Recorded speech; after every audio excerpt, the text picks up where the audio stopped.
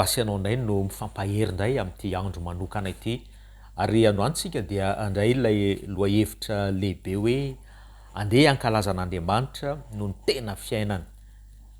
Mivavaka isika.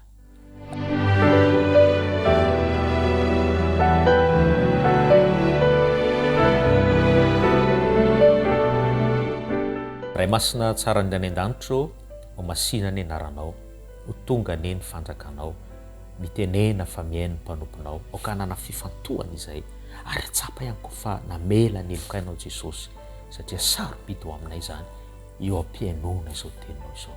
Tonona ny vavaka amin'ny anaranao irery avy.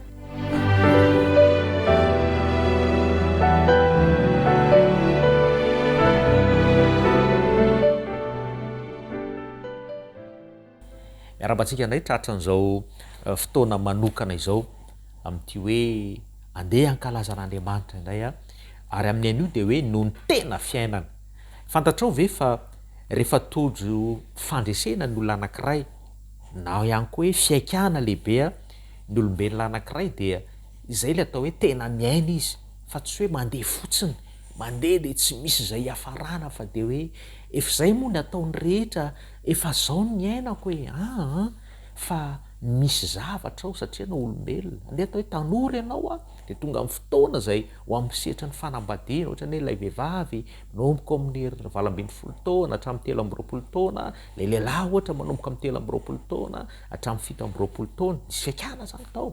Io hoe fanambadiana ohatra. Angamba ihany koa hoe vita ny fianarana dia hiatrika ny asa vaovao anankiray, mandala ny ataontsika hoe andrana na stage ohatritsika, dia manomboka miditra ho hiditra amin'ilay orinasy ianao na amin'ilay toerana anankiray andeha asa vaovao, indrindra moa fa amin'ilay andro anankiray ny hoe ahoana no hiatrehanao an'izany.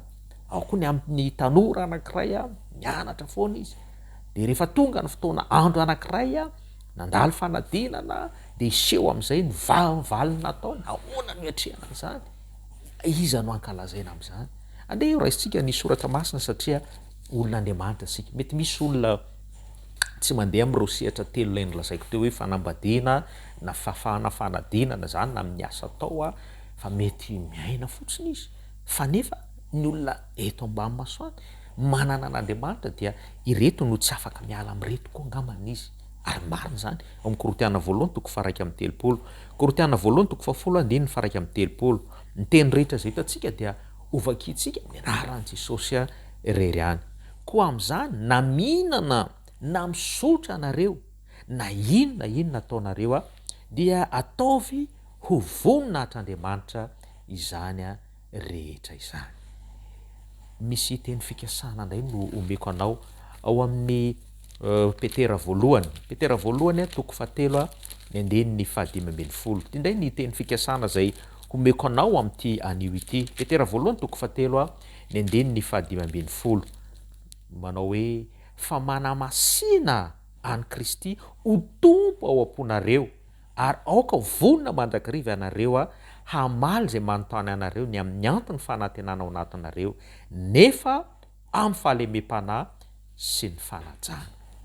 Misy tantara anankiray indray no ndeha ho tantaraina amintsika ao amin'ny bokin'ny Luka ihany no andraisantsika azy. Ao amin'ny Luka toko voalohany, ao amin'ny bokin'ny Luka toko voalohany no ho raisitsika ilay fifampairezantsika indray ao amin'ny bokin'ny Luka toko voalohany ny andeny 4:7 zao no ambarany teny. Ary hoy Maria no foko mankalaza ny Tompo. Fantatsika fa ny fo tahaka ny totondry ny habeny arakaraky ny tsirairay avy. Zany zany mijery ny totondry zany io ankavia dia ohatran'ny ny haben'ny fo tsy.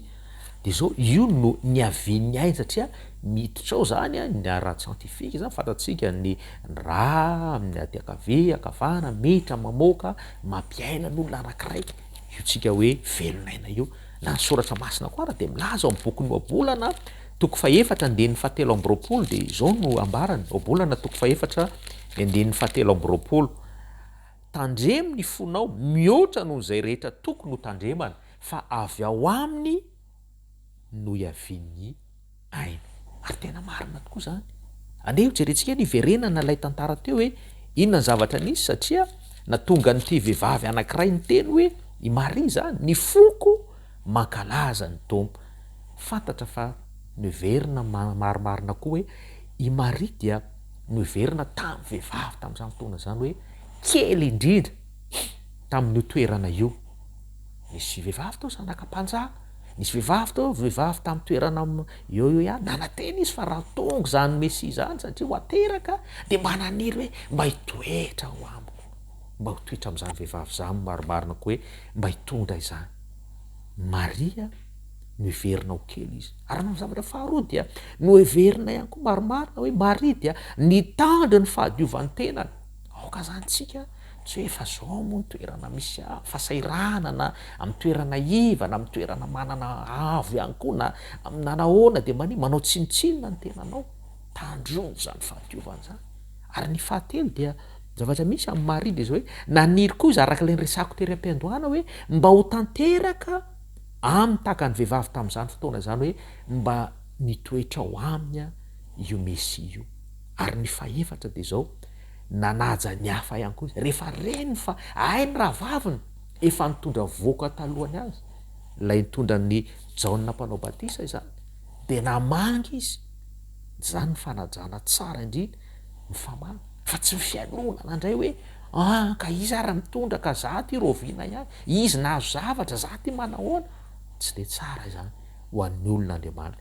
Ka ny fankalazana nataon'ny Maria zany teto rehefa tonga teo aminy tenenin'ilay anjely izy namangy an'ilay raha vaviny ihany koa de zao ny zavatra misy tsy fizaozaona fa tena fiainana izany ka nampiatra ireo takiany soratra masina ho amin'ny fanatanterana ny famonjena ny teny ary koa ny atao hoe le tena fiainana.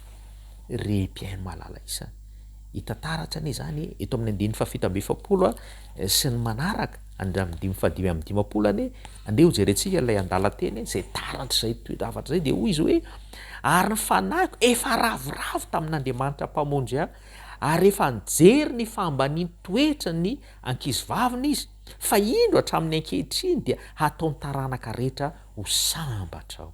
Fa ny mahery efa nanao zavatra lehibe tamiko ary masina ny anarana ary ny famindram-pony dia am'izay matahotra azy hatramin'ny taranaka faramandimby satria nanao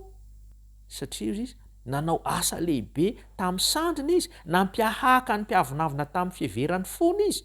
Ilay le mbola misy resaka foniny misy an'ilay fankalana sy fiavinavonana nampialany lehibe tamin'ny seza fiandrianana izy ary nanandratra ny ambany kosa ninona ny fokisany soa fa ny manan-karena kosa nampialainy maina ny any Israely mpanompony izy fa natsiaro ny famindram-pony araka ny voalazany tamin'ny razantsika tamin'ny Abrahama sy ny taranany mandrakizay.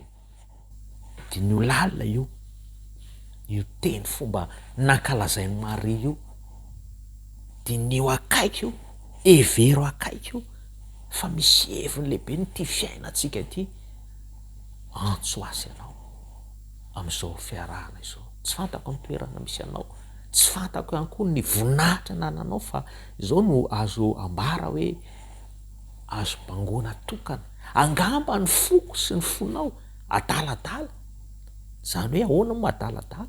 Mety indraindray mitina, indraindray mamihevitra hoe inona tsoa moa za ka mety mamono ny tena fiainantsika amin'ny alalany hitantsika tamin'ny Korintiana voalohany toko fahafolo andiny faraiky amby telopolo rehetra dia mihinana satria efa zao moa ny toerana na koa efa zao ihany koa zany zao de mari mihinana arak'izay tsy araka ny sitrapon'Andriamanitra ngamba ny misotra ihany koa amin'ny atao rehetra ihany koa zao hoe ny mpisitraka sy ny ataontsika hoe manana fo mitempo rehetra andao ankalazan'Andriamanitra no le tena fiainana satria raha mampiatrano an' Jesosy ianao am'izao fotoana izao amin'ny alalan'ny soratra masina de ho hitanao manokana fa hiteny aminao Jesosy, ho hitanao manokana fa izy no ikasika ny fiainanao manokana raha ianao zany to kely toan'ny Maria tsy hoe ao anatin'ilay fikambanany fotsiny ianao fa izao na hoe mety tsy fantatra koa zany tantara zany fa izao hoe ilay mombanao manokana mihitsiny hoe kely ianao tsisy mahitanao eto amin'ity planeta ty taka n'ilay ataontsika hoe singapasika ray ao anatin'ilay lovia lehibe anankiray fa hitany lanitra manokany ianao am'izao fotoana izao raha manaiky toerany ny tenin'andriamanitra. Raha sitraka ao zany dia andeha ifampivavaka isika ifankahery manokany ka zahoako hoe miaina fa tsy manao zay tiako atao amin'ny finanana zay efa nirarahan'andriamanitra angambany na amin'ny fisotroana zay hitako hoe rano rehetra angamba andeha sotroana na am'izay ataoko rehetra ataon'ny be sy ny maro de manao fa ndeha rehefa mahakasika an' Jesosy ianao mamaky ny teny misaintsaina manokana anontanio izy de ho hitanao fa nolo lalana aminao izy iteny lalana karao raha sitrakao no hotoron'andriamanitra lalana am'izany fiheverany hoe kely ianao amin'ity fotoana ity manasanao ahivavaka.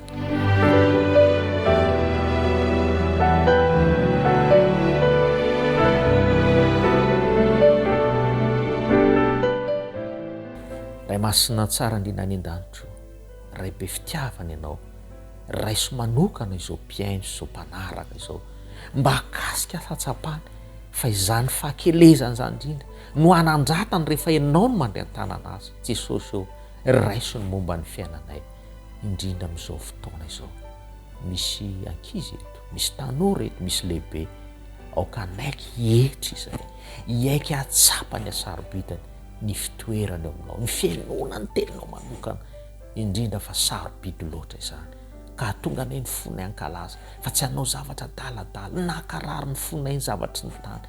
Jesosy eo raiso ny momba nyity mpanomponao ity raiso manokana ty mpiaino ity satria mila anao izy am'izao fotoana izao tsara ianao tsara miaraka aminao tsara ihany koa misaintsaina aminao ka na de atao manondra ara ny fiainanay de aoka ny fonay hitepiny amin'ny fitiavanao manokana ary zarany zany ampahery ny hafa ihany koa indrindra am'izao vanim-potoana izao satria efa nakasika ny fonay ny teninao manokana ny fahasoavanao sy ny fitiavanao ampamizarany aoka ho aminay mandrakare satria zanakao zay tonona ny vavaka amin'ny anaran' Jesosy.